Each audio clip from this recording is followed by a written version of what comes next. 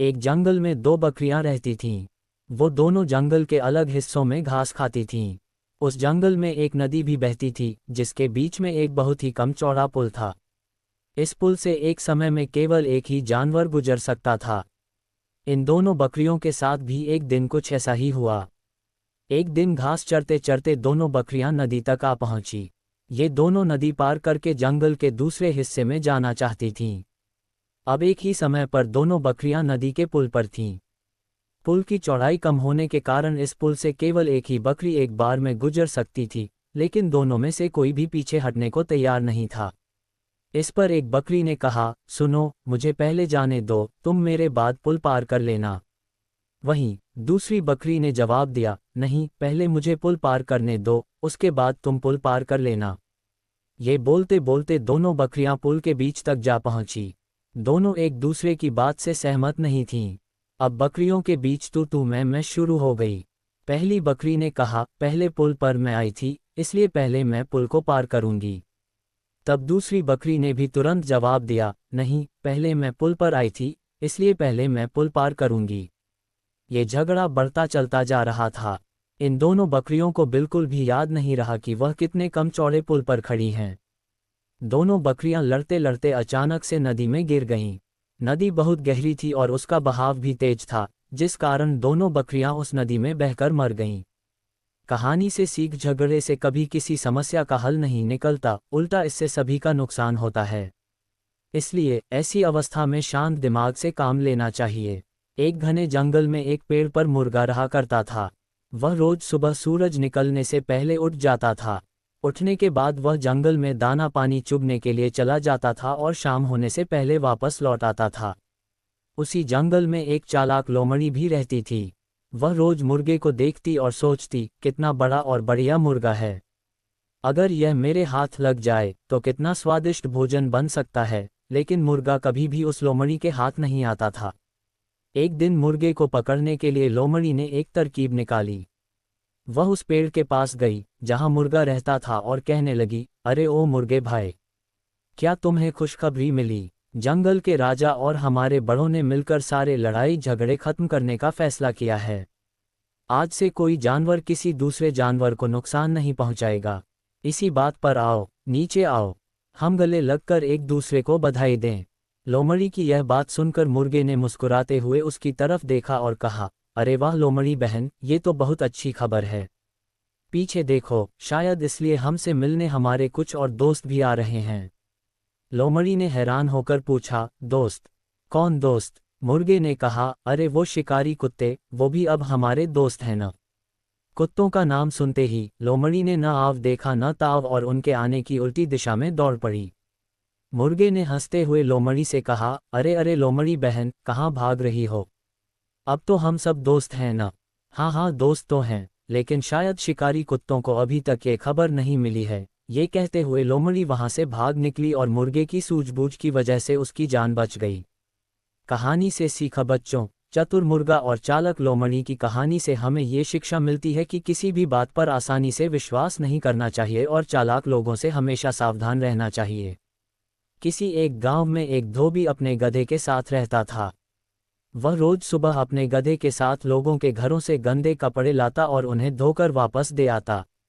यही उसका दिन भर का काम था और इसी से उसकी रोजी रोटी चलती थी। गधा कई सालों से धोबी के साथ काम कर रहा था और समय के साथ साथ अब वह बूढ़ा हो गया था।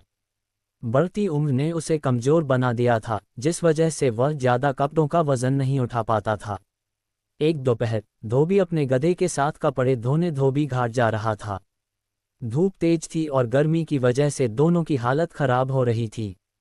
गर्मी के साथ साथ कपड़ों के अधिक वजन के कारण गधे को चलने में परेशानी हो रही थी। वो दोनों घाट की तरफ जा ही रहे थे कि अचानक गधे का पैर लड़खड़ाया और वह एक गहरे गड्ढे में गिर गया।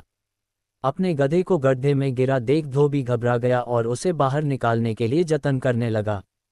बूढ़ा और कमजोर होने के बावजूद गधे ने गड्ढे से बाहर निकलने में अपनी सारी ताकत लगा दी, लेकिन गधा और धोबी दोनों नाकामयाब रहे।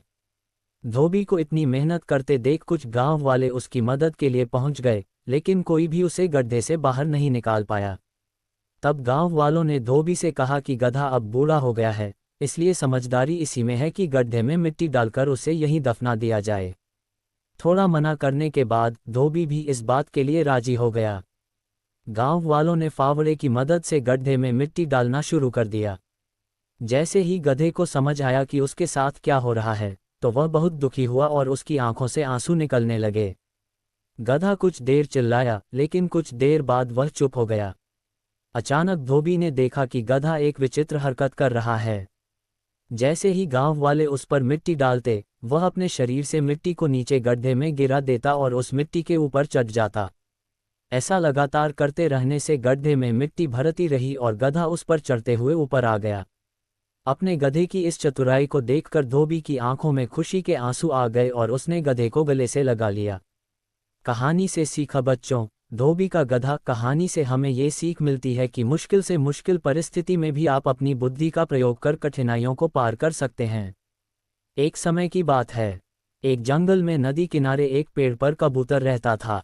उसी जंगल में एक दिन कहीं से एक मधुमक्खी भी गुजर रही थी कि अचानक से वह एक नदी में जा गिरी। उसके पंख गीले हो गए। उसने बाहर निकलने के लिए बहुत कोशिश की, लेकिन वह नहीं निकल सकी। जब उसे लगा कि वह अब मर जाएगी, तो उसने मदद के लिए चिल्लाना शुरू कर दिया। तभी पास के पेड़ पर बैठे कबूतर की नज़र उस पर पड़ गई। कबूतर ने उसकी मदद करने के लिए तुरंत पेड़ से उड़ान भर ली। कबूतर ने मधुमक्खी को बचाने के लिए एक तरकीब सोची। कबूतर ने एक पत्ते को अपनी चोंच में पकड़ा और उसे नदी में गिरा दिया। वह पत्ता मिलते ही मधुमक्खी उस पर बैठ गई। थोड़ी ही देर में उसके पंख सूख चुके थे। अब वह उड़ने के लिए तैयार थी। उसने कबूतर को जान बचाने के लिए धन्यवाद बोला। उसके बाद मधुमक्खी वहां से उड़कर चली गई। इस बात को कई दिन बीत चुके थे। एक दिन वही कबूतर गहरी नींद में सो रहा था और तभी एक लड़का उस पर गुलेल से निशाना लगा रहा था। कबूतर गहरी नींद में था, इसलिए वह इस बात से अनजान था, लेकिन उसी समय वहां से एक मधुमक्खी गुजर रही थी, जिसकी नज़र उस लड़के पर पड़ गई। ये वही मधुमक्खी थी जिसकी कबूतर ने जान बचाई थी। मधुमक्खी तुरंत लड़के की ओर उड़ गई और उसने जाकर सीधे लड़के के हाथ पर डंक मार दिया। मधुमक्खी के काटते ही लड़का तेजी से चिल्ला पड़ा। उसके हाथ से गुलेल दूर जाकर गिरी। लड़के के चिल्लाने की आवाज़ सुनकर कबूतर की नींद खुल गई थी। वह मधुमक्खी के कारण सुरक्षित बच गया था। कबूतर सारा माजरा समझ गया था। उसने मधुमक्खी को जान बचाने के लिए धन्यवाद बोला और दोनों जंगल की ओर उड़ गए। कहानी से सीख, इस कहानी से यह सीख मिलती है कि हमें मुसीबत में फंसे व्यक्ति की मदद जरूर करनी चाहिए। इससे हमें भविष्य में इसके अच्छे परिणाम जरूर मिलते हैं। किसी गांव में एक किसान रहता था। उसके 4 पुत्र थे। किसान बहुत ही मेहनती था। यही कारण था कि उसके सभी पुत्र भी अपने हर काम को पूरी मेहनत और ईमानदारी से किया करते थे। लेकिन परेशानी ये थी कि किसान के सभी पुत्रों की आपस में बिल्कुल भी नहीं बनती थी। वो सभी छोटी छोटी बात पर आपस में लड़ते झगड़ते रहते थे। अपने पुत्रों के इस झगड़े को लेकर किसान बहुत परेशान रहता था। किसान ने कई बार अपने पुत्रों को इस बात के लिए समझाने का प्रयास किया, लेकिन उसकी बातों का चारों भाइयों पर कोई असर नहीं होता था। धीरे धीरे किसान बूढ़ा हो चला, लेकिन उसके पुत्रों के आपसी झगड़ों का सिलसिला खत्म होने का नाम ही नहीं ले रहा था। ऐसे में एक दिन किसान ने एक तरकीब निकाली और पुत्रों के झगड़े की इस आदत को दूर करने का मन बनाया। उसने अपने सभी पुत्रों को आवाज़ लगाई और अपने पास बुलाया। किसान की आवाज़ सुनते ही सभी पुत्र अपने पिता के पास पहुंच गए। उन्हें समझ नहीं आ रहा था कि उनके पिता ने उन सभी को एक साथ क्यों बुलाया है। सभी ने पिता से उन्हें बुलाने का कारण पूछा। किसान बोला, आज मैं तुम सभी को एक काम देने जा रहा हूँ।